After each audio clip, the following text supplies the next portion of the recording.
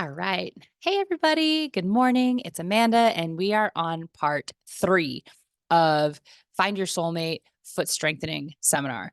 Uh, I'm so excited about this part. We're going to talk about the plantar fasciitis. We're going to talk about claw toes. We're going to talk about all the things that you probably came here for, and we're going to find them. I'm going to tell you some really quick exercises to get started on your foot healing journey, and then we'll go from there. All right, so let's get started. Go ahead and open this up. Okay, so today we're going to talk about the direct pain that you get from foot weaknesses. Starting off, I'm going to talk about something that you probably don't even realize that you have that you can fix, but these are going to be your hammer, claw, and mallet toes. All of these are pretty much the same in balance, just the bend at which knuckle or which joint is going to tell what defines it by one versus the other. It's usually caused by wearing shoes with high heels or with narrow toe boxes, such as obviously my favorites when I was growing up, which was Converse. I want to say I had like half a dozen pairs of Converse at one given time, all the time. My favorite ones were, I designed them myself. They were like zebra stripe and like neon green and neon orange. And I absolutely loved them. But like probably led to me having these toe imbalances. It often affects the toes that are next to the big toe, such as the second and the third, but you can also have these affect the weaker toes, such as, do you still call it a ring finger on your toes? But the fourth and fifth toes as well. It can be painful and hard to move, and also can develop corns and calluses on these different toes. So, like I said, these come from wearing toe boxes and shoes that have too small of space, right? Growing up, I'm 5'9". I've been 5'9" since I was in like 6th grade, right? It was not seen to be ladylike to have big feet. So me being 5'9" would squeeze my giant feet into smaller shoes to make it look like my feet weren't as big as they were, right? So I would be wearing like a 9.5. Whereas now as an adult, and I've been taking care of my feet for a very long time, I'm now actually like a 10.5, 11 in female. So just put that in perspective, like how much my toes were super scrunched in my shoes just because I didn't want to tell somebody that I had like a 10.5 size foot, right? But the cool thing about this is you can actually you can fix these by just stretching and strengthening your toes, right? So imagine my hand is my toes, right?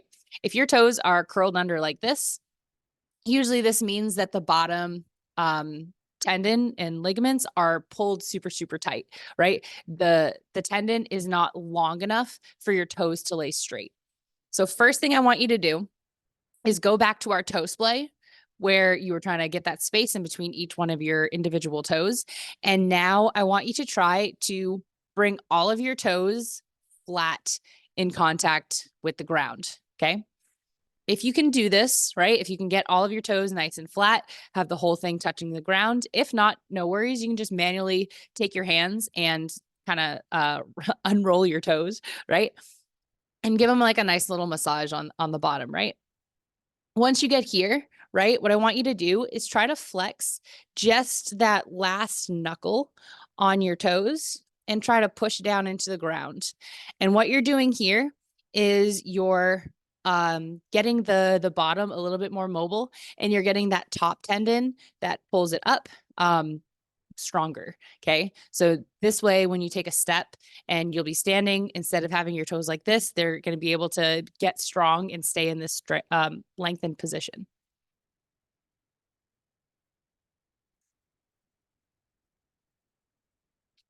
Bunions and Taylor's bunion. I want to say like, I don't know, like a handful of people that I know have bunions.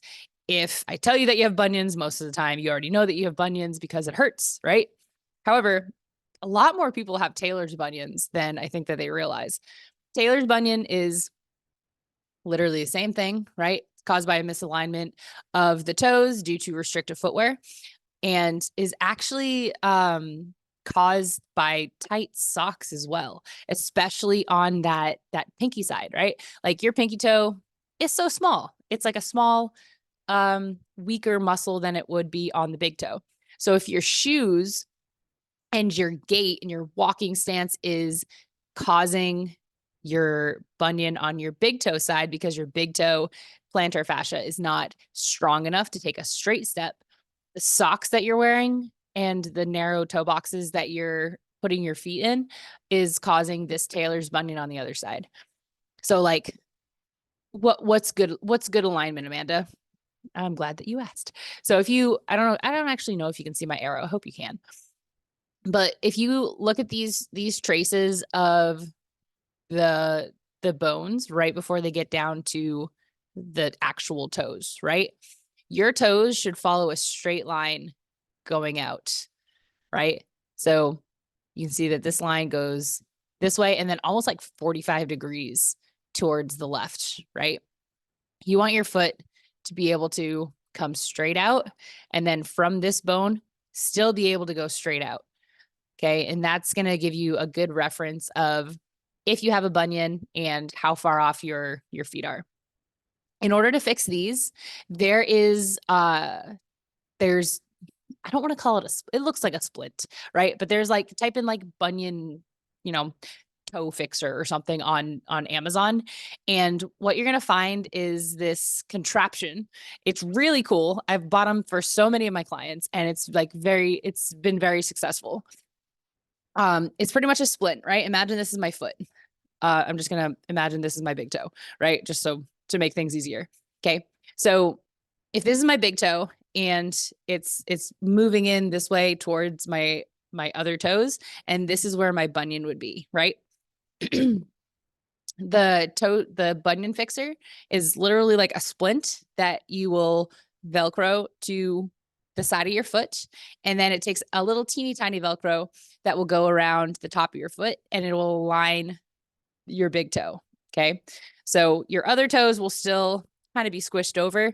You'll get enough room to kind of move them back. Right. But this is going to help your foot get more aligned this way and get rid of that bunion. Okay. And then they have ones for that wrap around and will like actually be able to, attach to both the big toe and that small toe if you have both a bunion and a tailor's bunion.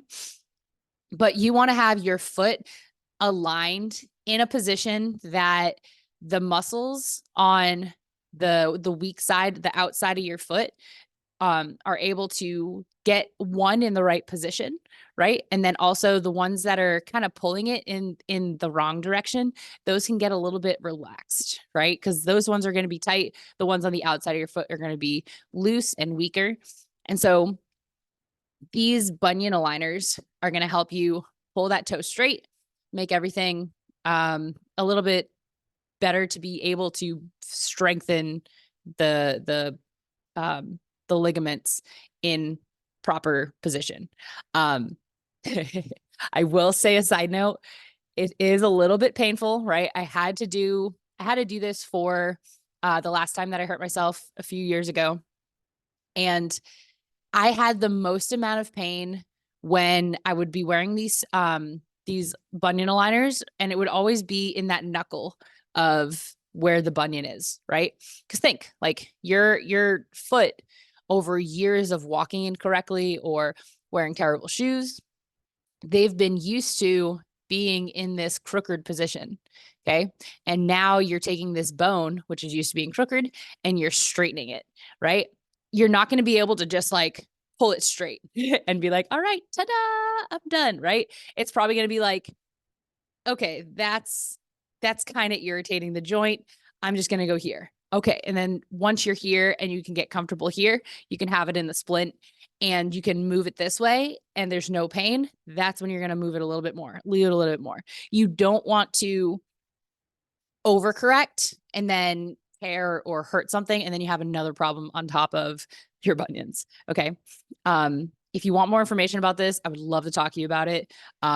Message me, email me. I'm Barefoot Trainer on Instagram. So If you want to message me and just have questions about bunions, I'm literally all for it. Okay. I think I've beat that horse enough. Let's go to the next one. Okay. Flat feet and collapsed arches. These are two different things. However, you can have both. Okay. Two different things, sometimes used interchangeably, but you can have both and they're different. Okay. So a flat foot is made from a low tarsal configuration. What am I talking about?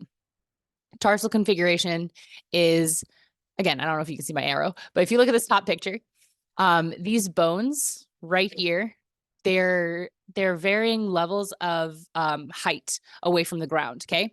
So if these bones are lower to the ground, you can tell that these bones are like almost like horizontal with each other, right? Almost in like a perfect line. You're going to have a lower arch, meaning that your footprint is going to be a little bit wider and you're going to have a flatter foot. Okay. All right. Staying with me. Okay. Now, collapsed arches, on the other hand, actually can come mostly from people that have high arches. So this bone configuration is higher up, creating a more defined arch in the foot, which leads to collapsing or overpronating of the ankle, which you can see in this bottom foot. Okay. Or this bottom picture, this bottom, I guess it is a foot. Okay. So look, this ankle bone ends up poking out. And as you take a step, because your foot is not able to properly support itself, your ankle rolls in versus being able to push off and go straight. So two different things. They both have their own inclinations of what this means all the way up the rest of your body, right?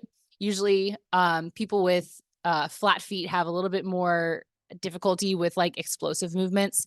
People with high arches or collapsed arches end up having tight calves, which therefore leads to a lot more of issues with like knees, hips, and being able to like properly do like running gait correctly. But again, it's fixable, and I'm going to tell you about it later. All right. Plantar fasciitis. I want to say this is probably the most like infamously popular thing that I talk about, just because a lot of people, you don't know what you don't know, right? You know? So plantar fasciitis comes from your foot, your foot's inability to move, right? Go with me down a journey, okay?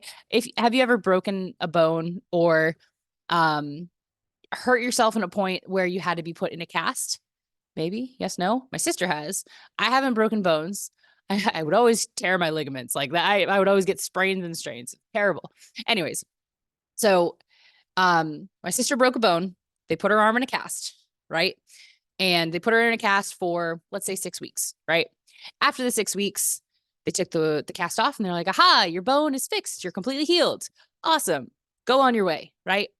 However, besides the atrophy that her muscle had from not being able to move for the last 6 weeks, also what's happened is her ligaments haven't moved. And so they're super, super tight, right? So as she's trying to get that range of motion back into her arm and try to be able to re-strengthen and remove, like get her arm back up to normal, her body is not used to doing that anymore, right? It's an increased amount of stress on the muscle and the tendons and the ligaments in her arm, right? Which causes inflammation. Okay. Now take that and we're going to apply it to your feet. This is going to be my shoe, right? This is my phone, but this is my shoe, right? You can't bend it, right? A lot of shoes that we have, the soles are so like strict and sturdy. Like for example, I was in the Navy and I had to wear steel toe boots everywhere. Those things do not bend, right? So when you take a step, it is literally your entire foot taking a step. You're not able to roll and use your toes at all. So imagine my foot, which is nice and bendy and flexible and movable, right? I'm tying it to a board that as I take a step, now all of this mobility can't be mobile. Where does my mobility now have to go through? My ankle, right?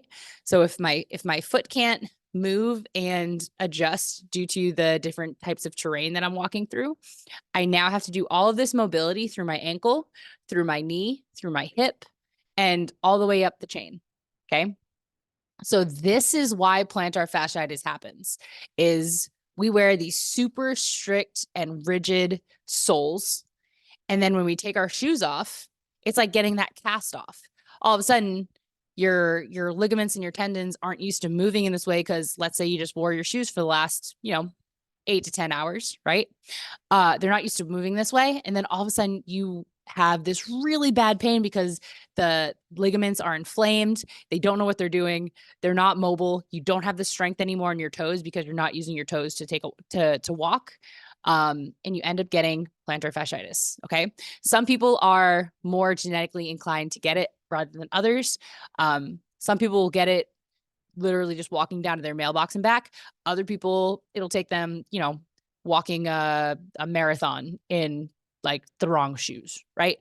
But it can happen to anybody, and it does very much reflect on what type of shoes that you're wearing. So try to be as barefoot as possible all the time with the correct gait, and that will help you get rid of your plantar fasciitis. If you have plantar fasciitis, I would not recommend doing just like going barefoot and then just like throwing caution to the wind, right? If you already have plantar fasciitis, there are ways that you can reverse it, but you have to do this systematically, such as systematically, correctly rolling the bottom of your foot with a lacrosse ball.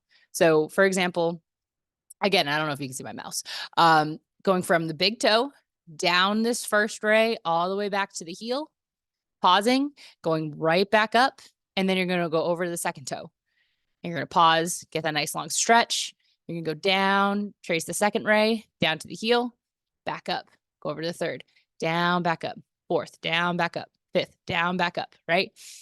And I'm not just like focusing on the pain point. I'm not just putting pressure on the heel, which is probably where it feels the best, right?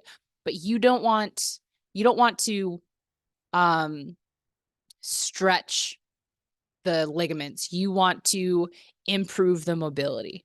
And I know that kind of sounds like counterintuitive, but like mobility, think of it as like strength in a lengthened position, whereas like flexibility is just like getting it stretched more, right? You could have plantar fasciitis even if your feet are like nice and supple and like you can move all the time, right? But then you have the wrong shoes, like you may have a incorrect walking gait. I have super high arches and I used to collapse my arches all the time, and so I would never use my big toe, and this would actually give me plantar fasciitis some of the times. Luckily I was able to fix it, so yay. Okay. One of the last things we're going to talk about is heel spurs. So heel spurs happen when you have plantar fasciitis for too long and you don't do anything about it. Let that sink in. Okay. People will suffer from plantar fasciitis for years and just accept it's part of the aging process. I'm supposed to have hurts and, I'm supposed to be in pain when I get older. And these people that are talking are like in their late 20s, right? Like not really an issue, right? So you don't have to be in pain when you get older. That's a